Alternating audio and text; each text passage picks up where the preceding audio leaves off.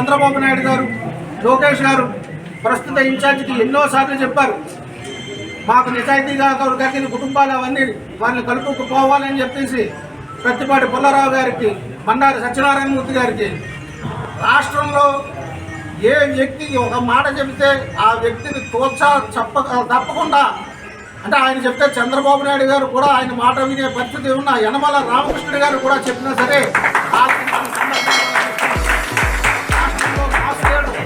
జ్యోతుల్ నెహ్రూ గారు ఎన్నో పర్యాయాలు చెప్పారు మీరు అందరినీ కలుపుకొని వెళ్ళాలని చెప్పేసి. అయినప్పటికీ కూడా వారి మాటలు కూడా పెడచెవిని పెడుతున్నారు. అంటే అర్థం ఏంటి?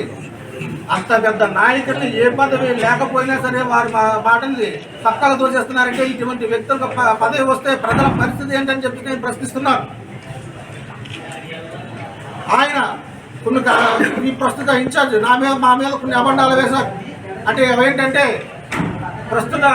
ప్రస్తుత కాదు, దివంగత నేత DCCB బ్యాంకులో చేసిన స్కాములు, అంటే ఆయన చేశారో చేయరో మాకు తెలియదు, చేసిన స్కాముల వల్ల అరెస్ట్ చేస్తారన్న బ్యాంకుతో, లేకపోతే ఆ స్కామ్లో ప్రూవ్ అయిపోతే నేరం చేసిన వ్యక్తికి ఏ రోజైనా శిక్ష తప్పదు కాబట్టి నేను ఏ రోజైనా శిక్ష అనుభవించాల్సి వస్తుంది, అరెస్ట్ అవ్వాల్సి వస్తుంది, కొన్ని నెలలో సంవత్సరాలు సెంట్రల్ జైల్లో మగ్గిపోవాల్సి వస్తుందని బెంగతోనూ లేకపోతే ఇతరత్ర ఆరోగ్య కారణాలతోనూ ఆ నేత మన మధ్య భౌతికంగా లేకపోవడం జరిగింది.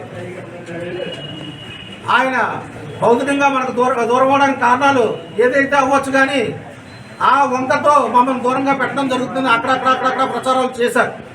సరే, అదే నిజమనుకుని ఛానల్ నేను నమ్మాను.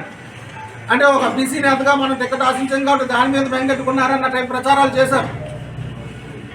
అదే నిజమని నమ్మితే ఆ నేత మీద కేసులు పెట్టింది, ఆ నేత పల్లా స్కాములు తీసి కొన్ని కోట్లు, వందలాది కోట్లు దోచేశాడని చెప్పేసి కేసులు పెట్టించిన మా సోదరుని ఎంతో ఆప్యాయంగా, మా సోదరుడు ఉన్నాడు కేసులు పెట్టించిన సోదరుడు, అతను ఎంతో ఆప్యాయంగా పార్టీలో కలుపుకొని చక్కగా అన్ని కార్యక్రమాలకు తిరుగుతున్నారు.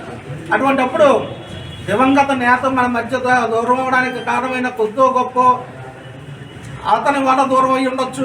అటువంటి వ్యక్తిని కలుపుకున్నప్పుడు మమ్మల్ని ఎందుకు కలుపుకుని రావడం లేదు అంటే దీనికి వేరే బలమైన కారణాలు ఏమన్నా ఉన్నాయా అనేది మాకు తెలియడం లేదు. ఆ స్కామ్లు ప్రూవ్ అవుతాయని బెంగ పెట్టుకుని ఉండొచ్చు, లేకపోతే ఆరోగ్య కారణాల వల్ల దూరం అయి ఉండొచ్చు. అటువంటి నిందలు మోపి అకారణంగా మమ్మల్ని పార్టీకి దూరంగా పెడుతున్నారు. పార్టీ మనుషులం మేము, వారిలాగా ఇతరత్ర పార్టీల నుంచి మాకు ఈ పార్టీలోకి వచ్చిన మనుషులం కాదు. నిజంగా సిగ్గుతో తలదించుకునేలా ఉంది విషయం మీరు అందరూ కూడా గమనించండి. పార్టీకి లాయల్గా పనిచేసిన వాళ్ళు దూరం పెడుతున్నారు.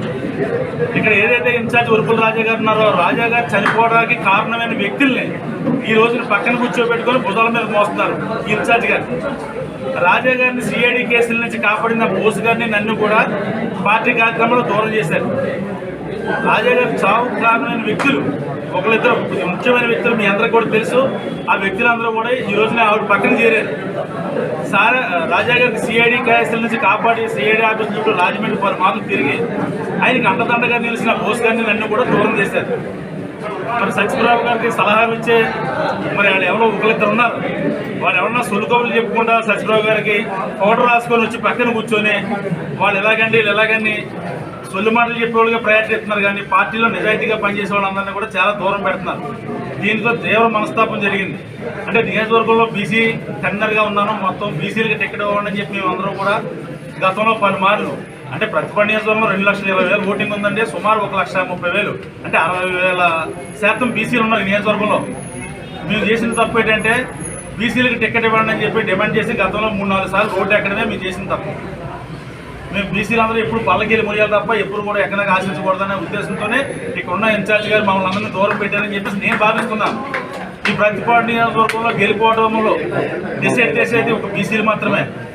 సుమారు 1,30,000 మంది బీసీ ఓటర్లు ఉన్నారు ఇక్కడ. అలాంటి పార్టీకి బీసీలందరినీ కూడా చాలా దూరం చేస్తుంది. మరి సత్యప్రభు గారు కేవలం ఆవిడ నిర్ణయాలు ఆవిడ కూడా తీసుకోలేకపోతుంది.